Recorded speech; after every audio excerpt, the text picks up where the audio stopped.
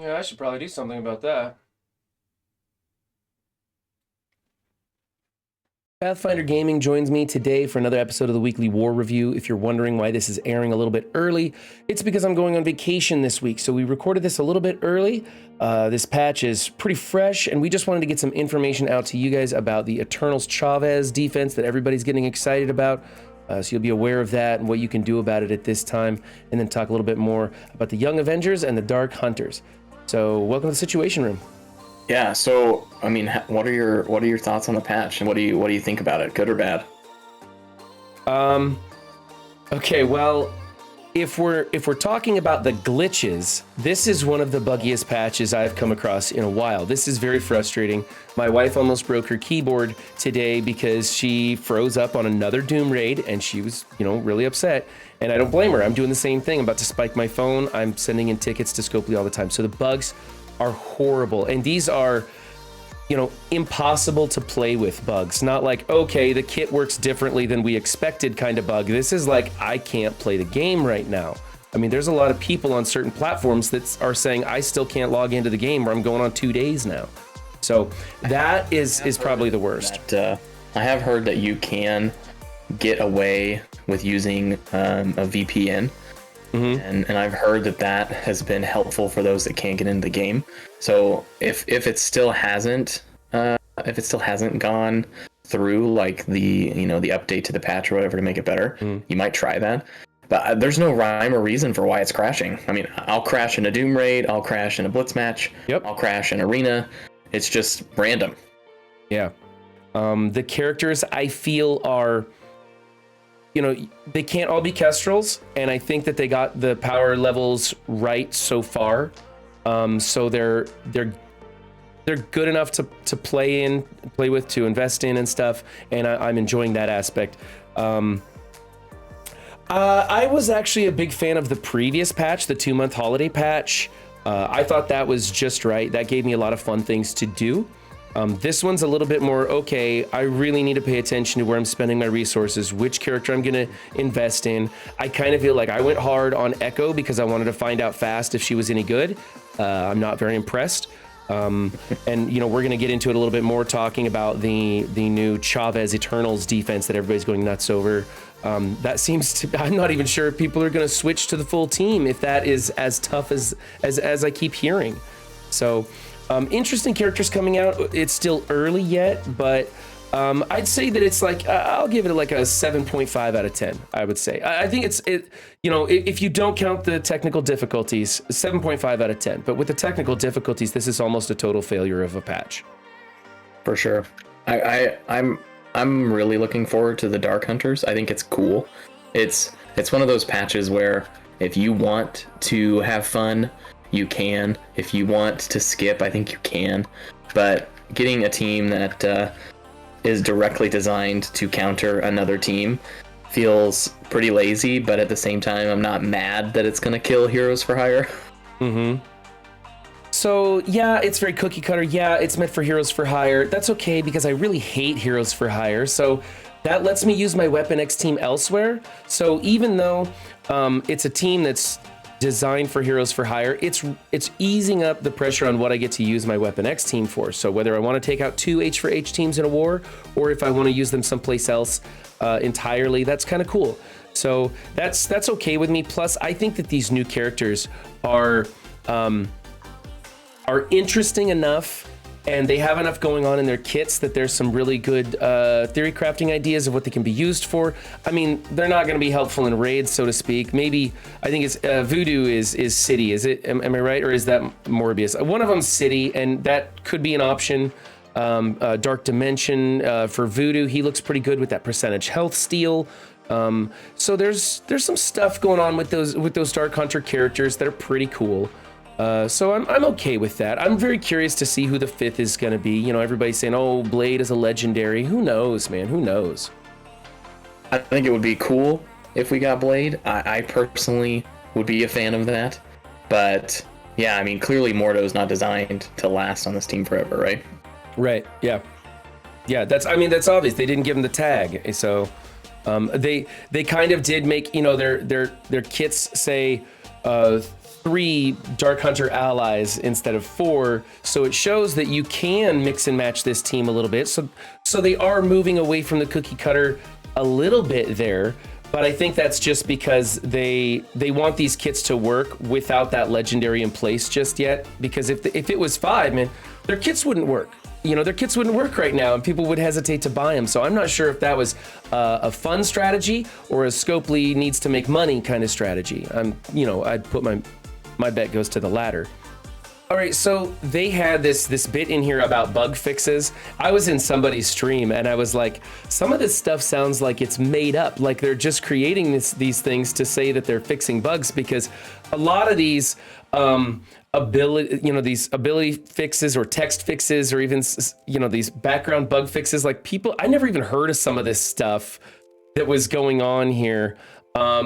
We removed the plus symbol from the description for Swarm's passive ability. Swarm, why are they messing with Swarm? How many years did we go with Phoenix not working the way her kit read, but they go and fix Swarm? Like, come on, this stuff was crazy. You know about the secret Swarm meta? No, I didn't know about the secret Swarm meta. I hear that he's on every team at Scopely headquarters. Oh, is that it? Oh, okay. They must be big fans. Yeah, so this bug fix part was kind of like, whatever. Everybody is talking about the Eternal Chavez defense, and this is one version of it that I've heard was pretty frustrating. These are my power levels, so this isn't really going to stop much. But everybody's telling me the only thing that beats the Eternal Chavez defense is the Infinity Watch. Now, I thought, well, what if you put in Echo down here in the corner instead of somebody else, and that will disable the assists and make that Infinity Watch even tougher? I don't know. I haven't heard anybody test this one. At the time of this recording, it was still very early. This team had only been out for a couple of days.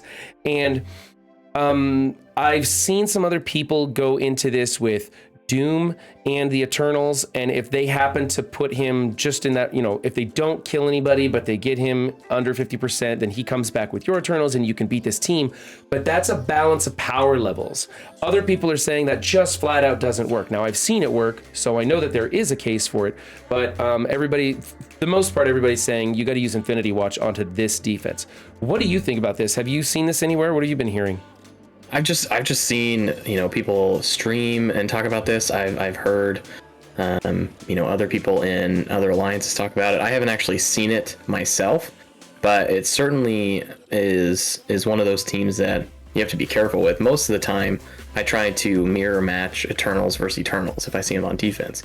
Mm-hmm. So if the 3-piece works, then that's great.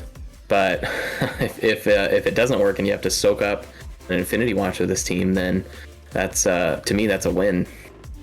Yeah, and you won't be needing your Infinity Watch for Heroes for Hire anymore, because we'll have Weapon X and Dark Hunter. So maybe Scopely had this in mind. I don't know. I don't like to give them too much credit for ideas like this. I think the community builds way better defenses than they do. But the one thing about this defense that I don't like is that I'm not sure when we get the 5-piece of the Young Avenger team, are people still going to be building this instead? Is this going to be better than the Young Avenger team, or should we be building 2 defensive teams, a Young Avenger defense and some sort of an Eternals hybrid? What do you think? I don't know. I mean, in my mind and what I've seen around different Discord communities and Reddit and all that stuff, it seems to me like the Young Avengers aren't necessarily going to be as good as Heroes for Hire was, or at least not as game breaking as Heroes for Hire was. I would be interested to see the whole team go in there, but they certainly seemed like a Infinity Watch counter, so I kind of wonder if we don't already have something that can counter it already in the game. So I wouldn't be surprised if that's the way it goes. They don't they either overpower things or underpower things. Yeah, I was messing around against some other comps of this team. There's this one which I ran for a little bit because you got the synergy with Captain Marvel and Miss Marvel as hero brawler kind of thing going on there. Speeding them up with America Chavez, and This was incredibly frustrating. Now it's low powered, so of course I had lots of stuff in my roster that would just overpower it. I couldn't find really anything that would punch across. No pre-built standard teams could punch across on this. And this is an underdeveloped team right here, you know. So it was actually very frustrating. The thing that was very frustrating was that Squirrel Girl would get sped up so fast, and she's healing it, and every time you just about finally finish off Squirrel Girl, well, then Miss Marvel taunts and brings you back. So it was very frustrating. I can see when Kate Bishop comes onto this team how it could be a very frustrating team, but I can see how it's also totally beatable. Like, there's stuff that's gonna beat this, I think. I just think that it's gonna require us to move around our offensive teams is probably my predicament. And one that I found that was incredibly stubborn was this one with Ultron in it. Now, obviously, you can come into this with a Symbiotes or an Axemen team and get speed up off of the bots and get going. But anything other than those speed meta teams, and I was very frustrated, all the positive effects and everything. So they were interesting ones. I think personally that we're gonna figure out a counter to the where'd my mouse go? Here we go. To the Eternal Chavez team. I think we're gonna find something that works really well, and then I think people are gonna start building two teams. I hope that people are gonna build two teams. I think this is kind of boring. It's just more of the arena in a different way. It's certainly cool that Chavez gives that 25% speed to adjacent allies. So I feel like just in general, that could be used in so many different scenarios. And if like a new meta comes out, or, you know, they can blow you up first turn, but they're slow. I mean, you could just throw them next to Chavez and boom. I mean, you have a defense that's just killer. I think that's the other thing. I think that speed mechanic with Chavez is going to make her a character that we're going to be saying her name a long time. You know, and we're talking about Emma to this day. Emma's getting to be a pretty old character, but because of her 10% adjustment on speed. Heck, Cable's still getting used, man. Cable's as old as they come. And just that the little boost to the turn meter that he gives. So anything that manipulates speed is going to have longevity. Whether you need to invest in those characters is a whole nother thing, because I mean, she just needs to spawn in and give these guys the speed up, and then she's pretty much useless on this team, you know? Yeah. So it's something. I just don't know if I really like this. The other thing is you mentioned the speed meta, like if you throw in Eternals on offense with stuff to speed it up, it turns out that if you put in Emma, Loki, and Cable, I've heard people say it is a coin flip, and I've heard people say no, it doesn't do it. And again, it's so early. We're just now looking at these teams that I haven't had any time to test this. I'm gonna say that it's probably not gonna work. At least not. It obviously isn't gonna work reliably, because the best case scenario, it's a coin flip, and I'm not even sure if that's the case.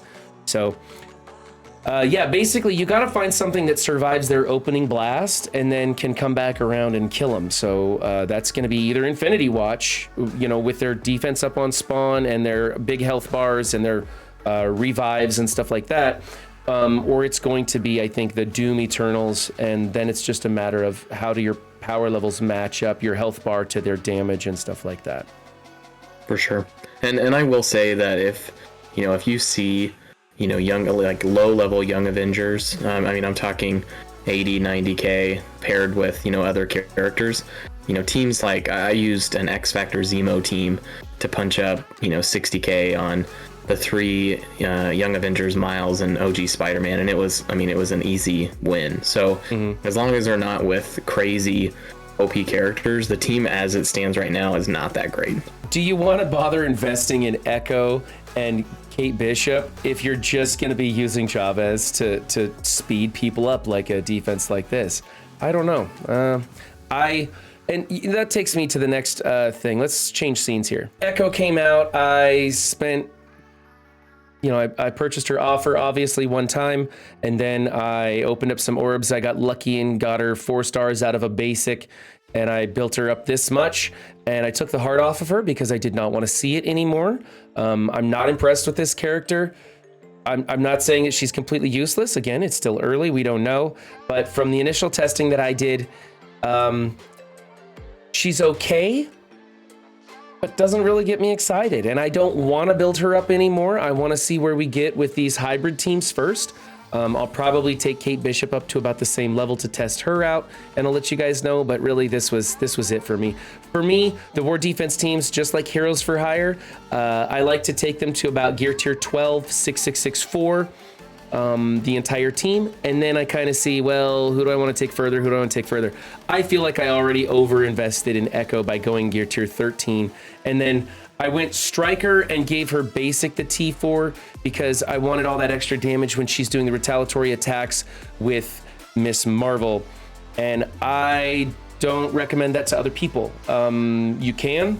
I think Raider is another choice that you could be going to, but man, I wasn't impressed with her. Have you been playing with Echo very much?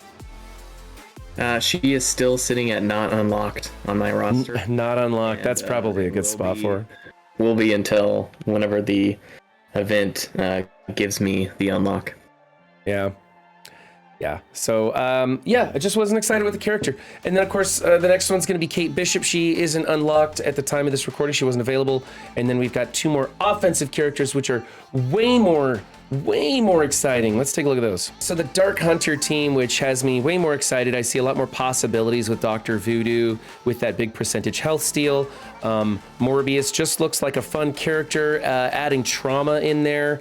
I was a little sad because, my favorite character is Omega Red, and he was kind of the only one that really did the trauma. We got some Web Warrior characters, but it didn't really apply where I needed it to, like in war and stuff. Morbius is a offensive war character, and he applies the trauma just like Omega Red did. Fortunately, it's designed to kill Heroes for Hire, which I hate Heroes for Hire. Are you going to be building this offensive team? I think that I will build them up to usable levels. I don't know if that's going to be gear tier 14 or not just yet, but I think that this is a fun team. At least that's how I am looking at them. I don't think it's fun to build war defense, so I'm going to choose to build war offense to make my life easier. And more offensive wins equals more credits equals more teal gear. So I think I'm going to build this team at least to levels where we can beat Heroes for Hire. But the thing that I am going to be interested to know is how much can they punch up on Heroes for Hire. Yeah, that is the question, right? Because then you take a look at the Heroes for Hire, the average power levels that you see in your wars, and then you decide, where do I want to put this in? Because if it's a punch across team, and your average Hero for Hire power is 700k, well, then you got to build this team to 700k to get the maximum kind of value out of it, or at least that's how I like to go about it. It was a little different in the case of Weapon X for me because I really like that team, so I kind of went nuts on them, and that's okay. Every once in a while, my alliance stumbles across some 1 million power level Heroes for Hire, and they're like, "Hey, 7, it's your turn." So we'll see. I'm curious too. I want to know how high these guys punch up. I want to know where their stats are gonna be at when you have the full team. I want to know also, do you think Elsa Bloodstone is really that great on this team? You kind of have to have her on there because they have stuff in their kit that requires so many allies with the Dark Hunter tag. But I'm wondering if we get a 5th Dark Hunter, if we can drop her and put somebody else in, because even with her stat rework, we were on your stream, was it last night or night before last? I can't remember. And you were messing around with Elsa at 80k and just seeing what she does. What did you think? I feel like she has potential, and it's just gonna depend on how the match goes, right? I mean, her ultimate does the whole can't revive thing like Kestrel. So my question will be, does the match work out to where you can actually eliminate a couple of people with her ultimate? Otherwise, she's not that great. I will say overall, their rework stats for all of the older characters from this patch are really, it's a big stat bump for all of them. Specifically damage and health on characters like Ghost Rider and Elsa, and even Mordo got a massive stat bump. But I don't know. I mean, I think with the whole team, she's going to be dealing a lot more damage than we give her credit for right now. Yeah. Well, I know running the Hella Natural team with Ghost Rider and with Mordo, I'm loving it. Mordo is always landing his stun. He's getting way more blinds on people. Yeah. His focus is so good now. His focus is fantastic. So that alone really just made me enjoy this patch, because a team that I already have built up, already am using, is great until I get these last two characters out of the patch going. So yeah, I'm digging it. And the damage on Ghost Rider is unreal, because he's already a pretty fast character for a brawler. He's good. He's got good speed, and I've just always enjoyed his character. So that's great. I don't use Elsa Bloodstone because I use the Hella Natural version, and I didn't like her before. I was happy to drop her off for Hella. Now I'm like, oh, do I bring her back in? So I think you're right. It's going to require testing with the full team to see where she times out. Who you're using as a fifth on the team with Elsa Bloodstone. You know, are you going to use Hella? Hella doesn't spread trauma. In fact, it is coded in there that trauma cannot be spread by anybody. So that kind of sucks, but Hella spreads everything else. And if you're getting trauma on enough of those characters, then, well, that's okay. So Hella's a good choice. Mordo with that focus boost. I mean, I'm not going to be running the Hella Natural team anymore, so Mordo's still a good choice for right now.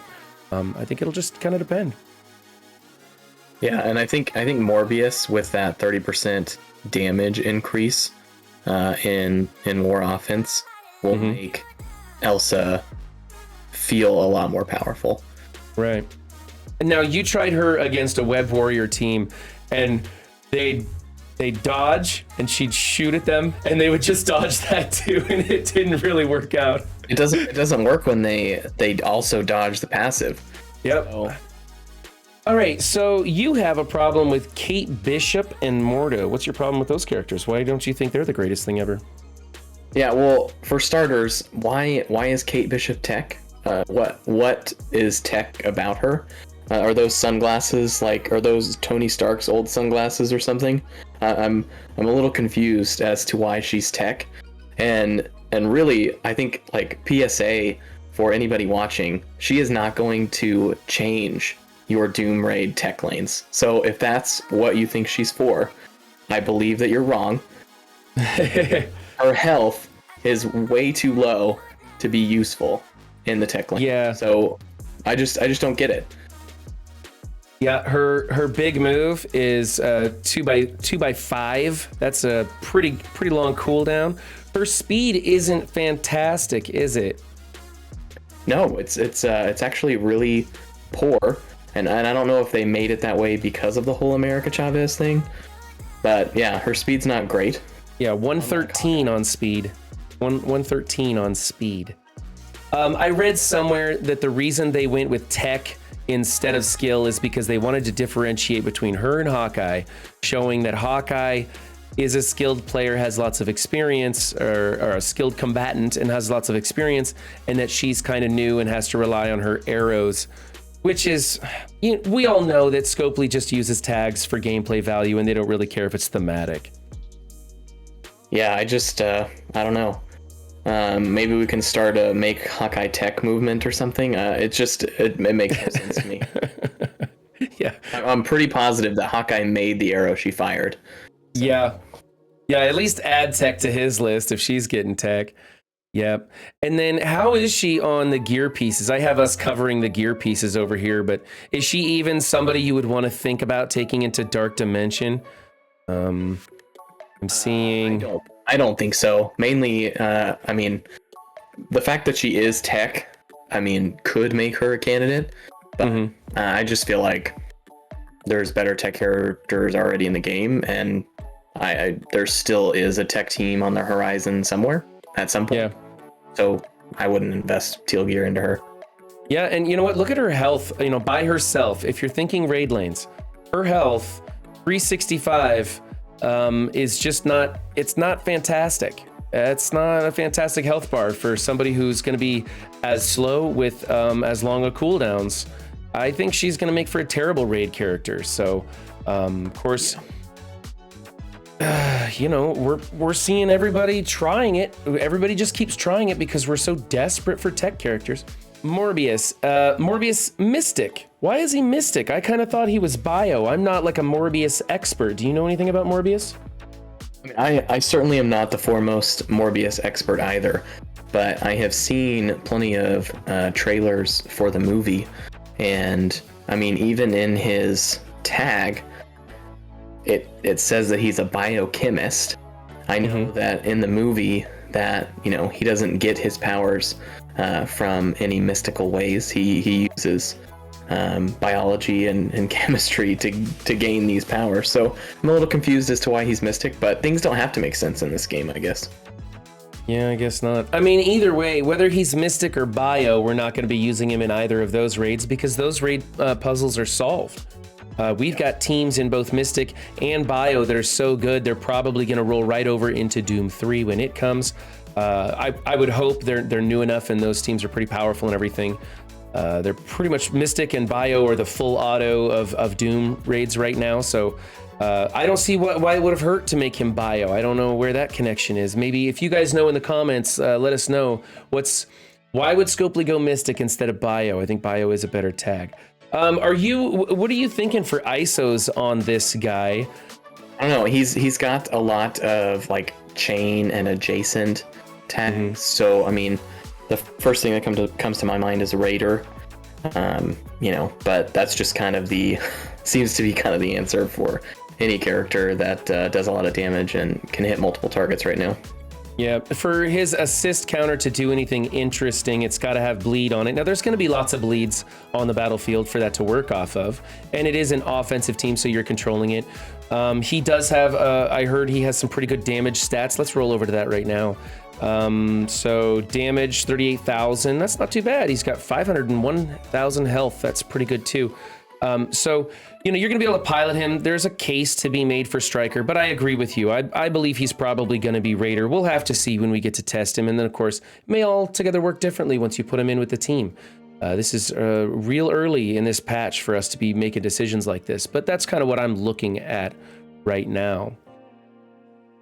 Yeah, I think Striker is a good choice too. If he can get those bleeds on there, that's always nice to apply additional bleeds. So yeah, could go either way. I think with his health bar being this big, and the big bonus to Striker is damage, not really the health steal. I don't think he's going to need the health steal. He's going to be stealing health everywhere else. He's going to be pretty topped off, I think. So the big thing is do you want the damage from that double tap? And I'm not sure. We'll kind of have to see how the team works. And then, of course, when the 5th member comes out, it may end up changing the stats altogether. So I think people should probably try and keep his ISO levels low, unless you actually plan on using him somewhere where you need to put higher ISO levels. And that way you don't waste anything, because, man, the ISO crunch is real. Well, you wouldn't know. You have 3.5 million ions or something ridiculous, but for me... All right, thank you for joining us. We know it's early in this patch, and we're trying to get some information out there, but mostly we just wanted to talk about that Eternal Chavez defense, so you guys are aware of it. It's out there because it's pretty popular. A lot of people are talking about it, and we want to let you guys know what there is so far for countering it. If you guys have better counters for that, then by all means, please leave it in the comments below. And Pathfinder Gaming is always over there. I'm sorry, I'm on the wrong monitor. Pathfinder Gaming just started streaming on Twitch. So I'm going to put his Twitch link down in the description below. Please go over there and give him a follow. We want to get him affiliated as soon as possible. Pathfinder, I really appreciate coming on and making this recording for me. Is there anything you wanted to say? Just thank you as always, Run. It's always a pleasure to come hang out with you and be on your channel. Yeah, I really like just kind of BSing with you behind the scenes on these recordings. We have a lot of fun. All right, Commanders, remember, no, that's the wrong outro, isn't it? Good luck in matchmaking. We'll see you next time. Bye.